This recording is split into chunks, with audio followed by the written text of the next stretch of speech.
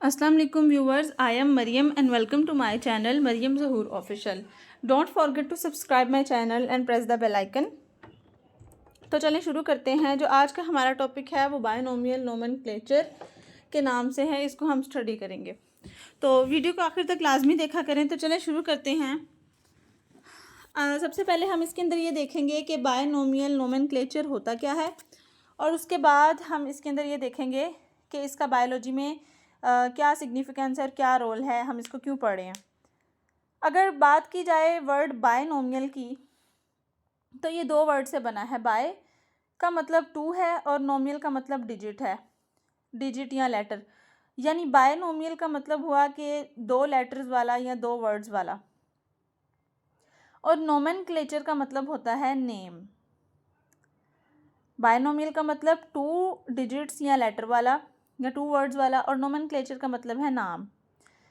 तो इसका मतलब हुआ पूरे का कि दो अददी नाम, यानी दो वर्ड्स वाला नाम। दो वर्ड्स वाले नाम से क्या मुराद है? लाइक एक एग्जांपल है, जैसे हम नाम रखते हैं अपने बच्चों के जो है पहला नाम जो होता है बच्चे का अपना नाम होता है, और जो दूसरा नाम होता है उसके फादर का नाम होता है। तो हम इस तरह से दो नाम मिला के उसको एक नाम देते हैं। ठीक है, जो फर्स्ट नेम होता है उसका अपना होता है, और जो दूसरा नेम होता है उसके फादर का नेम होता है। तो इस तरह से वो क्या बन जाता है? टू लेटर्स वाला नेम बन जाता है उसका। तो इस तरह बायोलॉजी में इसी तरह किसी भी ऑर्गेनिज्म को जब हम नेम देते हैं कोई भी, तो उसको हम दो नेम देते हैं। तो इस प्रोसेस को हम कहते हैं बायनोमियल नोमेनक्लेचर। किसी भी ऑर्गेनिज्म को जब आप दो वर्ड्स वाला नेम प्रोवाइड करते हैं तो इसको हम बायनोमियल नोमेनक्लेचर का प्रोसेस कहते हैं। अब बायोलॉजी के अंदर जैसे हमने पहले भी पढ़ा है कि जो ऑर्गेनिज्म को नाम देने का काम था वो कार्ल लिनियस ने किया था। यानी कि टैक्सोनॉमी के अंदर जब ग्रुप्स और सब ग्रुप्स में डिवाइड किया गया था ऑर्गेनिजम्स को, तो उसके अंदर कार्ल लिनियस का सबसे बड़ा हाथ था। जो स्वेडिश बायोलॉजिस्ट था Karl Linnaeus was the founder of system of giving scientific names to organism। Basically ये फाउंडर था टैक्सोनॉमी के अंदर, टैक्सोनॉमी का फाउंडर था। इसने ऑर्गेनिज्म को ग्रुप्स और सब ग्रुप्स में भी डिवाइड किया और उनको साइंटिफिक नेम्स भी प्रोवाइड किए। अब साइंटिफिक नेम क्या होता है? साइंटिफिक नेम एक ऐसा नेम होता है ऑर्गेनिज्म का जो पूरी दुनिया में, साइंस की दुनिया में वो नाम वही रहता है, वो चेंज नहीं होता। चाहे वो किसी भी लैंग्वेज में बोला जाए, अरेबिक में, इंग्लिश में, चाइनीज़ में, लेकिन वो नाम चेंज नहीं होता। वो scientific name as it is वैसे ही बोला जाता है। ठीक है, तो इसको कहते हैं साइंटिफिक नेम। जैसे एक इंटरनेशनल लैंग्वेज होती है इंग्लिश, वो कभी चेंज नहीं हो सकती। जैसे कोई इंटरनेशनल यूनिट्स होते हैं किसी चीज़ के, किलोग्राम, ग्राम वगैरह, वो भी चेंज नहीं हो सकते। इसी तरह साइंटिफिक नेम है, ये भी चेंज नहीं हो सकता।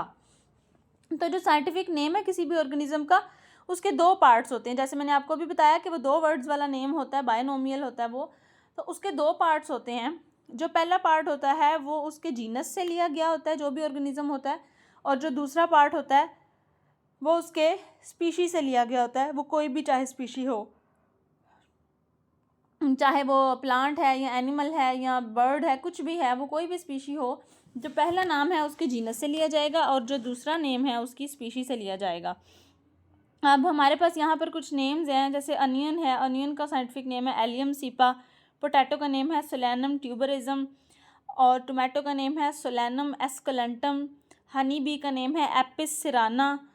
टाइगर का जो साइंटिफिक नेम है वो पैंथरा टाइगरस, और जो ह्यूमन बीइंग यानी इंसानों का जो साइंटिफिक नेम है वो है होमो सैपियंस।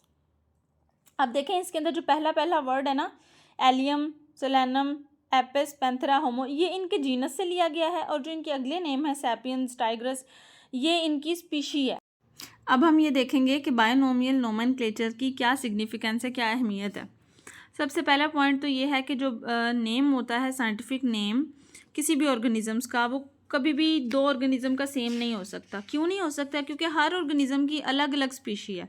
स्पीशी जो है वो एक ही है, वो कभी भी सेम नहीं हो सकती। जीनस सेम हो सकती है, क्लास सेम हो सकती है, ऑर्डर सेम हो सकता है, लेकिन स्पीशी सेम नहीं हो सकती।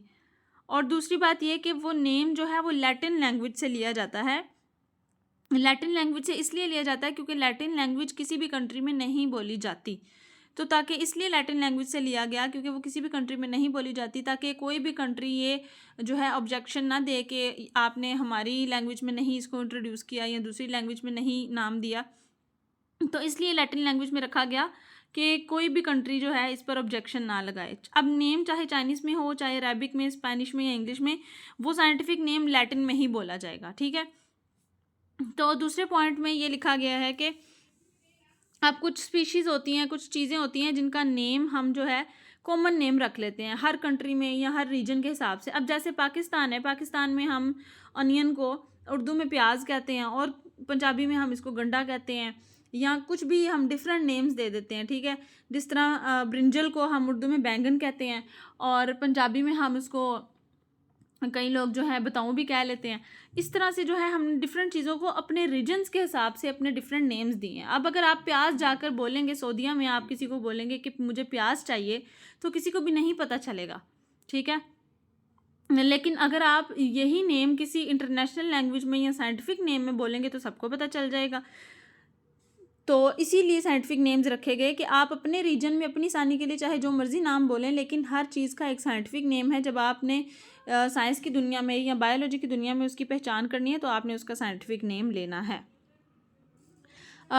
तीसरे पॉइंट में ये लिखा है कि several organisms are called by same common name. अच्छा, कई ऑर्गेनिजम्स हैं जिनको सेम नेम के साथ पुकारा जाता है। जैसे अब जितने भी ब्लू बेल वाले फ्लावरिंग प्लांट्स हैं, उस सब ब्लू कलर के फ्लावरिंग प्लांट्स हैं, उन सबको ब्लू बेल का नाम दिया गया, हालांकि उनकी स्पीशीज़ जो हैं वो डिफरेंट हैं, ठीक है। इसी तरह जो क्रो हैं, चाहे वो जितने मर्जी किस्म के क्रो हैं, उनको सबको ब्लैक बर्ड कहा जाता है, हालांकि उन दोनों की स्पीशीज़ डिफरेंट है। तो इसलिए जो है साइंटिफिक नेम रखा गया। साइंटिफिक नेम की यही सिग्निफिकेंस है कि वो हर किसी की अपनी अपनी आइडेंटिटी प्रोवाइड करता है। चाहे आप जो मर्जी नाम बोलते रहें, लेकिन जो उसकी अपनी आइडेंटिटी है वो साइंटिफिक नेम से ही शो होगी। उसके बाद कहते हैं जी common names have no scientific basis. अब जो हम आम नाम बोलते हैं आम ज़िंदगी में, उसके अंदर कोई साइंटिफिकली लॉजिक नहीं होता। जैसे हम अब कई जानवर हैं ऐसे, जैसे सिल्वर फिश है, क्रे फिश है, जेली फिश है और स्टार फिश है। ये इंटरनली फ़िश की करैक्टरिस्टिक्स को नहीं मैच करती, लेकिन हम बज़ाहिर इसलिए इनको फ़िश कह देते हैं क्योंकि ये पानी में रहती हैं। तो इसलिए वो कह रहे हैं कि जो हम बज़ाहिर नाम बोलते हैं उनके अंदर कोई साइंटिफिकली लॉजिक नहीं होता, ना ही वो साइंटिफिकली करैक्टरिस्टिक्स को देखकर नाम रखा जाता है, वो ऐसे ही रख देते हैं नाम। लेकिन जो साइंटिफिक नेम है वो हर ऑर्गेनिज़म की अंदर से साइंटिफिकली करैक्टरिस्टिक को देखकर उसकी बुनियाद पर जो है वो नेम रखा जाता है। अब बात यहाँ पर यह आती है कि ये साइंटिफिक नेम को हमने ये तो पढ़ लिया कि वो होता क्या है, और हमने इसकी सिग्निफिकेंस भी पढ़ ली कि क्यों ज़रूरी है साइंटिफिक नेम।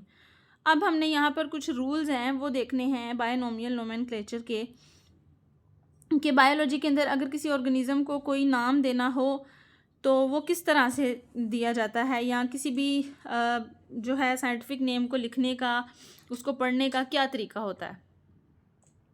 तो यहाँ पर रूल्स हैं। The scientific naming of an organism is done in accordance with some international rules. अच्छा, ये इंटरनेशनल रूल्स हैं, पूरी दुनिया में जो है ये रूल्स को, इन्हीं रूल्स को फॉलो करके बायनोमियल नोमेनक्लेचर के अंदर ऑर्गेनिजम्स को नाम प्रोवाइड किए जाते हैं। वो रूल्स ये हैं।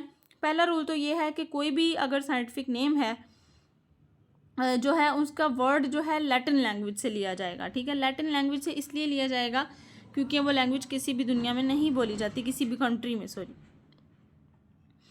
दूसरे पॉइंट में ये उन्होंने बताया है कि every scientific name has 2 parts. अच्छा, उसके 2 पार्ट्स होंगे साइंटिफिक नेम के। जो पहला पार्ट होगा वो जो जीनस होगा वो फर्स्ट पहले आएगा, और जो स्पीशी का नेम होगा वो सेकंड नंबर पे आएगा, ठीक है। तो ये क्या हो गया, ये दूसरा रूल है, मतलब जीनस पहले आएगा और स्पीशी बाद में आएगा।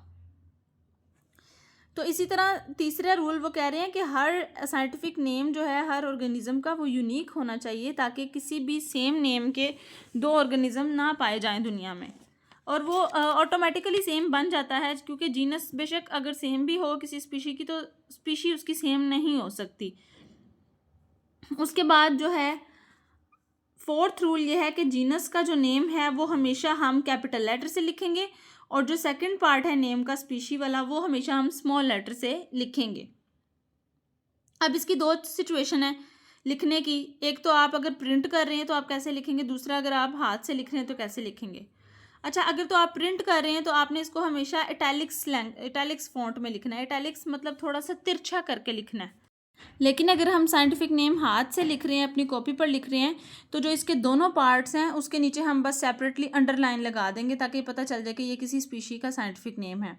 तो आज का हमारा टॉपिक यहाँ पर एंड होता है। फिर मिलेंगे इंशाल्लाह एक नए टॉपिक के साथ। तब तक के लिए अल्लाह हाफिज़। वीडियो को लाइक करें, शेयर करें और चैनल को सब्सक्राइब कर दें। Thank you.